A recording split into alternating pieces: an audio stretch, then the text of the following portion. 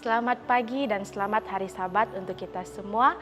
Syukur dan terima kasih kerana pada Sabat ini kita dapat berkumpul bersama-sama sekali lagi di channel Serum Ministry untuk merenungkan firman Tuhan.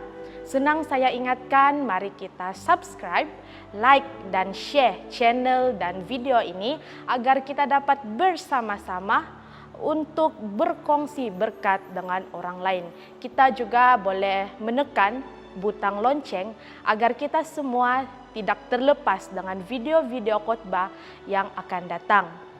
Saya, Edeline Kelly Kuni dari Gereja SDA Tagas, senang untuk memperkenalkan petugas-petugas kita pada Sabat ini.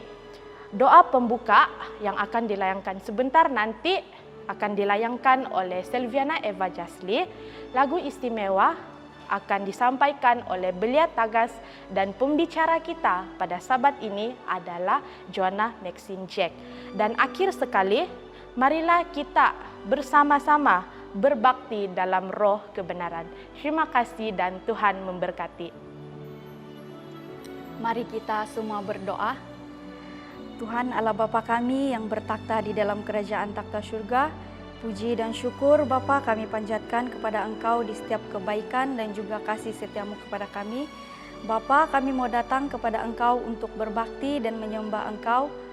Kami juga mau mengundang Roh Kudus-Mu untuk bersama-sama dengan kami di dalam perbaktian kami, terutamanya untuk pembicara kami pada hari ini. Kiranya Engkau memberikan dia kebijaksanaan untuk menyampaikan firman-Mu. Kiranya apa saja yang akan dia sampaikan boleh menjadi kekuatan, kerohanian dan juga iman kami kepada Engkau. Terima kasih Bapa untuk kebaikan-Mu. Kami juga mau berdoa untuk para pendengar. Kiranya kami juga boleh mendengar dan memahami akan firman-Mu. Terima kasih untuk kebaikan-Mu. Ampuni kami dari setiap kesalahan dan dosa kami. Dalam nama Yesus Kristus kami sudah berdoa. Amin.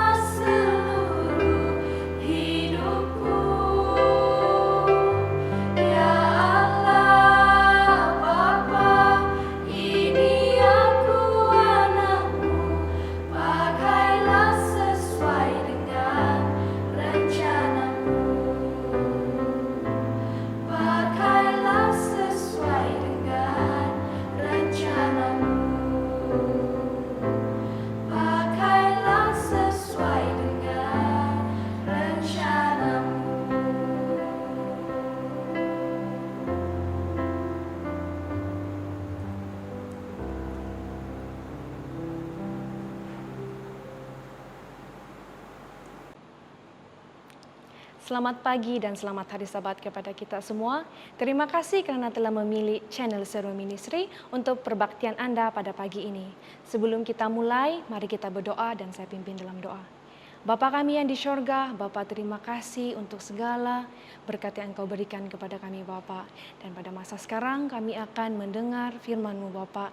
Kiranya saya dapat menyampaikannya dengan baik sesuai menurut kehendak-Mu dan kiranya yang mendengar juga mendapat berkat daripada ini Bapa. Terima kasih kerana Engkau mendengarkan doa ini Bapa. Semua ini kami minta dalam nama Yesus, Juru Selamat dan Penebus kami semua. Amin. Message yang saya ingin kongsikan kepada kita pada pagi ini bertajuk Message dari Agur. Message ini kita boleh lihat dalam Amsal 30 ayat 24 hingga 28. Saya akan bacakan dalam versi Borneo. 24 hingga 28. Ada 4 hal yang kecil di bumi, namun sangat bijaksana. Semut, makhluk yang tidak kuat tetapi menyediakan makanannya pada musim panas. Landak, haiwan yang lemah tetapi membuat sarangnya pada bukit batu. Belalang yang tidak mempunyai raja, tetapi semuanya berbaris berpasukan. Dan cicak yang dapat kau tangkap dengan tangan, tetapi ada di istana raja. Amsal ini ditulis oleh Agur. Siapa Agur? Yang kita dapat ketahui ialah Agur ini anak kepada Jaka dan dia datang daripada Masa. Dan Amsal ini ditulis kira-kira 2600 tahun yang lalu. Apa message yang cuba Agur sampaikan kepada kita dalam Amsal 30 ayat 24 hingga 28 ini? Kenapa Agur memilih binatang kecil sebagai pedoman kepada pembaca? Dan adakah message yang ditulis 2600 tahun yang lalu masih relevan pada hari ini? Mari kita lihat. Yang pertama dalam ayat 25 ia mengatakan semut, makhluk yang tidak kuat tetapi menyediakan makanan pada musim panas. Semut daripada ayat ini memberitahu kepada kita bahwa mereka adalah makhluk yang bijak mengatur masa kerana mereka menyediakan makanan mereka pada musim panas untuk kegunaan sewaktu musim tengkujuh. Dan sewaktu musim tengkujuh, mereka sedang mempersiapkan pasukan untuk mencari makanan pada musim panas yang akan datang. Mereka menggunakan pengetahuan yang mereka ada pada masa lalu untuk kegunaan masa depan. Ada beberapa cara manusia melihat masa. Yang pertama, ada yang hidup untuk masa lalu. Kita dapat lihat ini dalam karakter manusia yang apabila berjalan-jalan, bersiar-siar, mereka lebih gemar melihat pemandangan melalui lensa kamera. Mereka menikmati memori daripada trip tersebut berbanding dengan trip itu sendiri. Dan ada juga yang hidup untuk masa sekarang. Kata-kata yang mereka selalu pegang ialah YOLO, you only live once. Mereka mahu hidup untuk hari ini sahaja dan tidak mau melihat, tidak mau merancang untuk masa akan datang. Dan ada juga yang hidup untuk masa depan. Kita boleh lihat ini dalam perbicaraan mereka. Mereka selalu mengatakan, nanti sejaklah saya join. Sekarang saya study, nanti bila saya sudah tidak study, saya sudah ada masa yang banyak. Ataupun mereka yang suka mengatakan, nanti saya kerja dululah, baru saya boleh contribute banyak. Ataupun mereka yang sudah mengatakan, nantilah bila saya sudah berkeluarga supaya lebih seru. Ataupun mereka suka mengatakan, nantilah bila saya sudah pensiun, baru saya senang mau join. Teman-teman, tanpa kita sedar, pencubaan tidak tunggu kita untuk settle down. Pencobaan tidak tunggu kita untuk senang. Ada satu kata-kata hikmah mengatakan, what you take in a situation is what you have in a situation. Apa yang Anda bawa masuk ke dalam satu situasi, itulah yang akan menjadi bekal Anda sepanjang Anda menghadapi situasi itu. Saya ingat ada satu nasihat yang Pastor Elwin katakan kepada saya. Dia katakan, macam mana saya mulai sesuatu itu akan menentukan perjalanan seterusnya. Sekiranya saya mulai dengan positif, maka perkara itu akan hingga akhirnya positif. Sekiranya kita memiliki pemikiran seperti semut, kita sudah mempersiapkan diri kita dengan merenung firman Tuhan siang dan malam. Bagaimana itu kita boleh buat itu? Saya percaya masing-masing kita mempunyai smartphone. Apa yang kita boleh buat ialah kita boleh download aplikasi Alkitab dan kita boleh add widget kepada home screen phone kita dan aplikasi ini akan menyediakan satu ayat Alkitab setiap hari untuk kita renungkan. Kita boleh cek bila-bila masa kita cek handphone kita.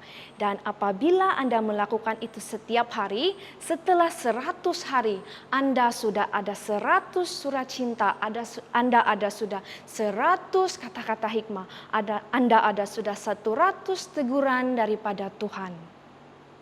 Dan sekiranya apabila kita seperti dalam Efesus 6 ayat 10 hingga 20 mengatakan kita masing-masing mempunyai peperangan rohani. Dan apabila kita sudah merenungkan firman Tuhan, saya yakin kita sudah ada alat perang untuk menghadapi peperangan rohani kita setiap hari. Semut mengajar kita bersedia setiap masa. Yang kedua, dalam ayat 26 mengatakan mengenai landak. Landak yang makhluk yang lemah tetapi membuat rumah di bukit batu. Sebenarnya dalam translation asal dia adalah rock badger ataupun dia hyrax. Hyrax mereka tinggal di bukit batu kerana mereka melupakan makanan paling mudah untuk ditangkap oleh pemangsa seperti helang dan juga musang. Dan hyrax hanya keluar daripada rumah mereka untuk mencari makanan dan juga untuk berjemur di bawah matahari. Hyrax mereka tinggal dalam berkumpulan. Sekiranya ada hyrax yang mau keluar untuk mencari makanan, akan ada satu yang di-appoint untuk jadi sentri untuk melihat keadaan sekeliling sekiranya terdapat bahaya. Dan sekiranya ada bahaya, hyrax yang di-appoint untuk jadi sentri ini, dia akan membunyikan satu bunyi amaran supaya semua hyrax yang berada di luar akan berlari kembali ke dalam rumah batu mereka. Sekiranya kita memiliki pemikiran hyrax, kita tahu keselamatan kita bukan pada amaran yang diberikan tetapi pada rumah batu. Sekiranya kita memiliki pemikiran hyrax, kita akan mengetahui bahwa kita tidak akan selamat kalau kita hanya tahu di mana rumah batu kita dan kita tahu apa kita punya rumah batu, tetapi kita tidak berlari berlindung kepada rumah batu kita. Jangan pernah merasa selamat hanya kerana kita sudah mendengar amaran akhir zaman yang betul. Jangan pernah merasa puas hanya kerana kita sudah mengenal siapa Yesus.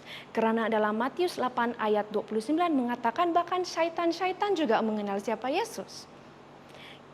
Tapi kita merasa selamatlah apabila kita telah memilih Yesus sebagai sumber perlindungan kita. Apabila kita telah memilih Yesus sebagai rumah batu perlindungan kita. Hyrax, mereka telah mengajar kita untuk tahu di mana sumber keselamatan kita.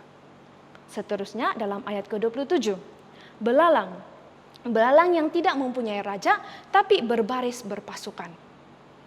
Kalau satu saja belalang, kita boleh tangkap dan kita boleh pijit ataupun bahkan kita boleh pijak dan dia dengan mudah mati. Tetapi sekumpulan belalang, terutamanya belalang pemusnah, sangat ditakuti bahkan pada zaman Firaun lagi.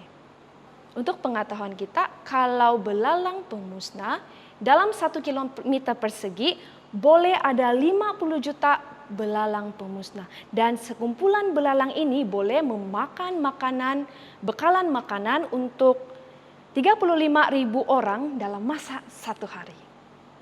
Dan pada tahun 2003 hingga 2005, kerajaan Afrika telah membelanjakan $450 juta untuk menampung kerugian sebanyak 2.5 bilion akibat daripada kemusnahan belalang.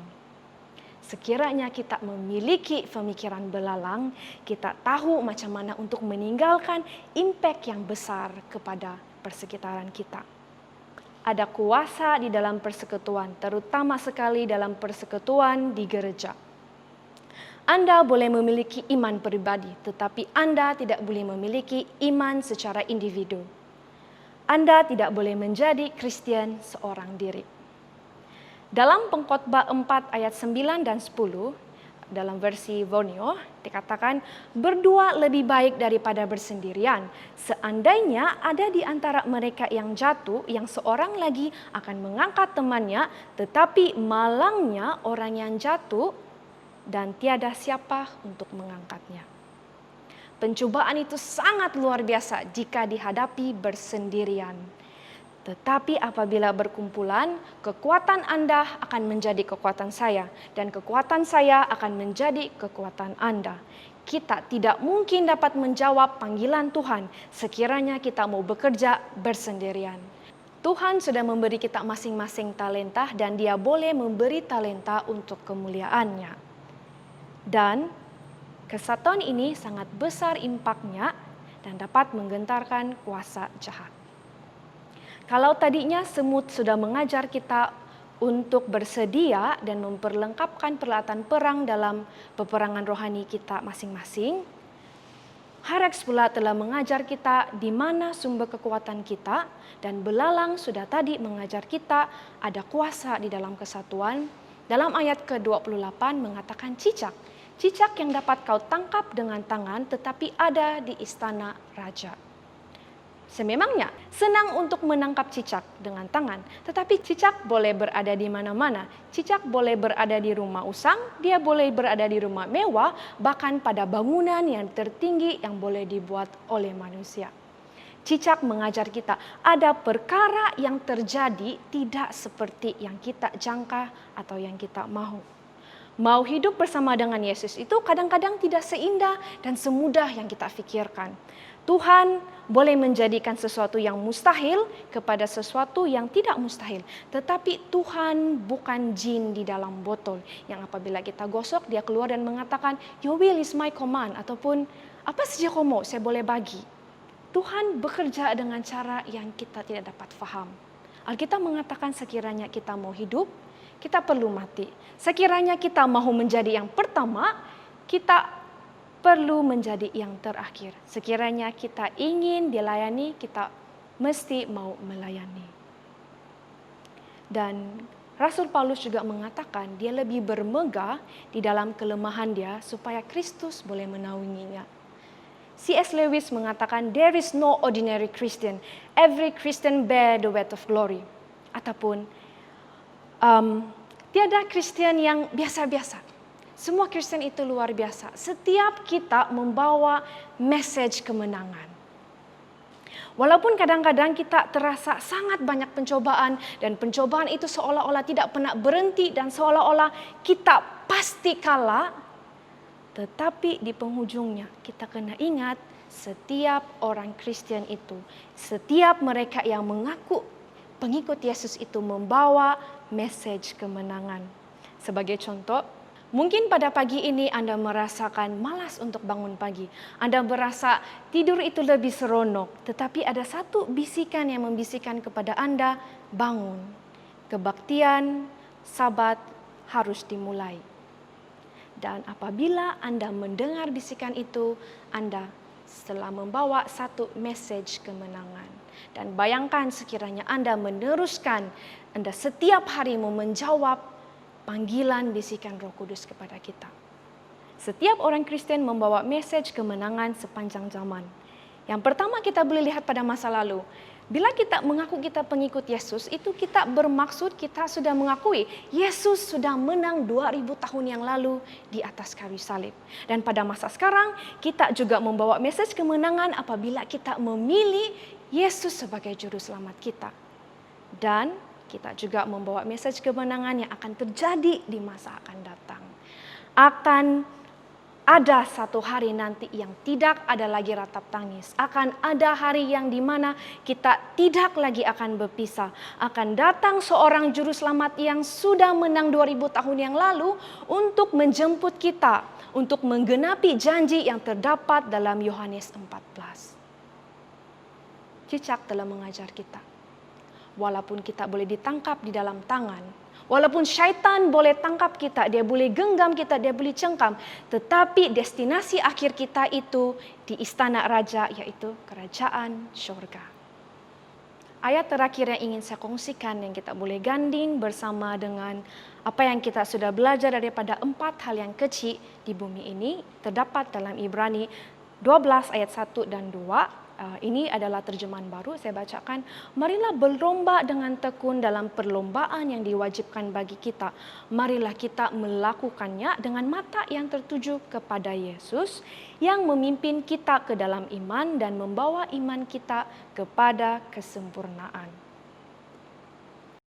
Ayat ini mengatakan berlomba dengan tekun dalam perlombaan yang diwajibkan. Kita ikut macam semut.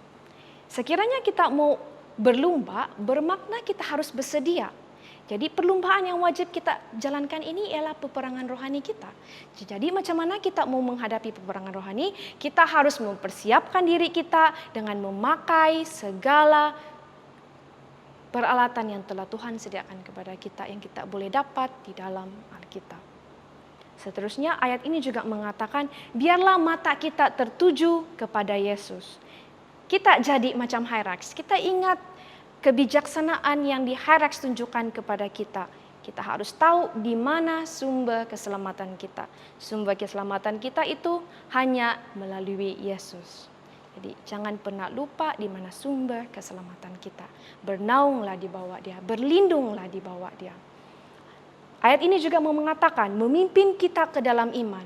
Sama seperti Yesus memimpin kita, kita harus berfikir seperti belalang. Belalang kalau ramai, impak dia besar. Jadi kita juga harus saling memimpin dan mahu dipimpin orang lain ke dalam iman karena ada kuasa di dalam kesatuan. Dan di akhir ayat itu dia mengatakan iman kepada kesempurnaan. Iman menjadi sempurna atau sudah mencapai titik akhir apabila kita sudah menang. Bila kita menang, apabila kita sudah kembali ke kerajaan surga. Macam yang Cicak ajar kita, destinasi akhir kita ialah istana kerajaan surga. Teman-teman, semoga selepas ini apabila kita melihat 4 binatang kecil ini, kita diingatkan bahwa kebijaksanaan yang mereka kongsikan kita itu relevan pada hari ini, bukan hanya 2600 tahun lalu pada masa Agur menulis Amsal ini. Bila kita diingatkan, sekecil manapun kemenangan kita, kita membawa message kemenangan dan satu hari nanti kita akan pulang ke rumah Bapa. Tuhan memberkati.